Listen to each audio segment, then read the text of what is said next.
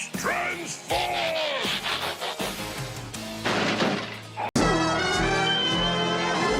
What's up, guys, and welcome to my review of Studio Series Leader Class Grimlock from the Transformers the movie that came out all the way back in 1986.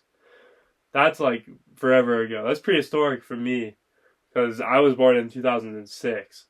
But I always watched the original Transformers while I was growing up, so I love the characters. And the Dinobots always stuck out to me personally. And I just loved them. So Grimlock here was a must-have for me.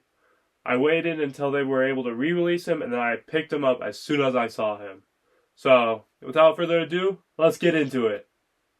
Now let's just take a look at the King in all of his glory. So you can see, in the chest there, you do have the Autobot insignia behind this. So that's really cool. You have his nice blue visor on his head, which under the right lighting sticks out really nicely. That looks really good. And then you just have all the basic Grimlock details all around. You have the claws on the feet that becomes the arms. He has all the right colors everywhere they need to be. Even the colored shins, which, I'm gonna be real, I don't know why they picked those colors and just slapped them on there, but you know, it's part of him, so yeah. Even the back looks super clean. You have the back wings, which are faithful to the design. The dino head doesn't really stick out at all. I mean, like a little, but it's just there on the back. So yeah, he's pretty clean. Looks pretty good. He does come with one accessory, that being his gun.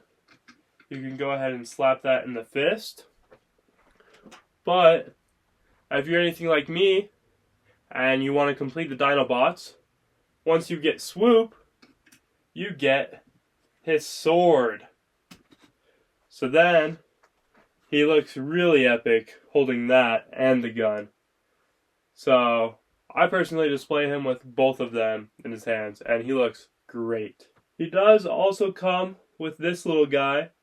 I do not remember his name, but he has this little peg right on his back there that can go onto either shoulder, and he can just sit there and give Grimlock some much needed company. Here, you can't see, but he's up there on the shoulder. So yeah, honestly, kind of just a throwaway accessory in my opinion. Like, I could have gone without, but he's there, so might as well, like, incorporate him. So, yeah. Taking a look at his posability. Hold on. Taking a look at his posability. The head is on a ball joint, so it can look up. Barely any at all, but who's he going to be looking up to? Like, realistically. He can look down on people. That's what you're going to want. He has tilt, and you can spin it all the way around. His shoulders are on very nice ratchets, so they're sturdy. They don't go anywhere.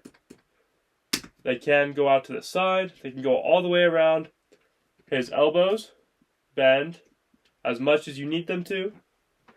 And then his wrists rotate, and if you wanted to use the transformation joint, you can bend them in, so that way he can like point a sword at someone or whatever you want.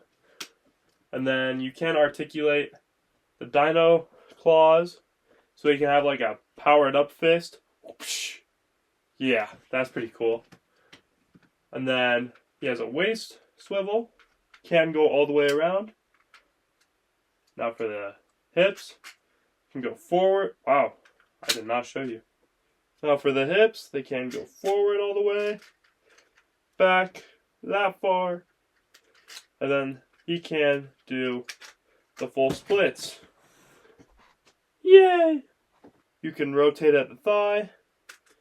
He has 90-degree knee bend, and then he does have an ankle pivot with a little filler piece, which is really cool, so that way it's not just empty space in there and he looks weird.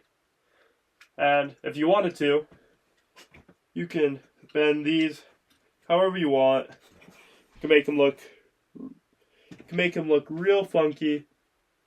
And yeah, so he's pretty posable. Now for some size comparisons, here we have him stacked up against a fellow Dinobot, that being Leader Class Swoop.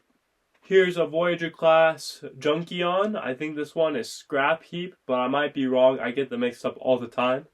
Here's Voyager Ironhide, Deluxe Class Jazz, and finally, Itty Bitty Deluxe Class Bumblebee. Now for the moment I'm sure you all have been waiting for. Let's get him into his Dino Mode.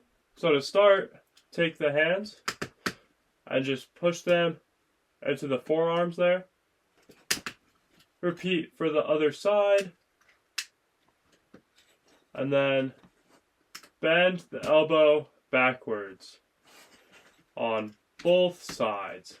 Then come to the feet, fold up, open up, and then fold out the tip of the tail.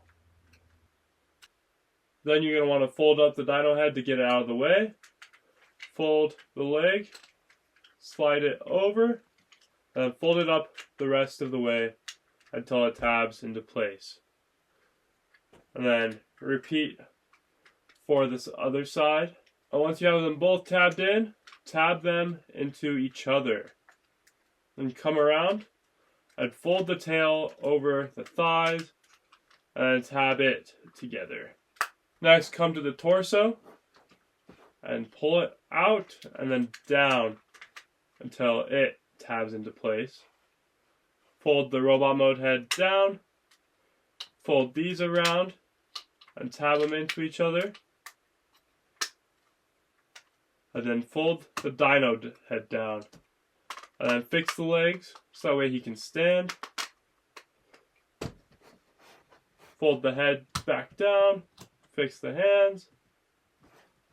And there we have the Dino Mode. Now just take a look at this beautiful T-Rex mode. A mode truly fitting for a king. He looks great. He's huge. And he can roar. Look at that. That's just awesome. Now if you're looking for some weapon storage, take the gun and you have 2 tabs that'll tab in right in there. So just find the holes and push it in.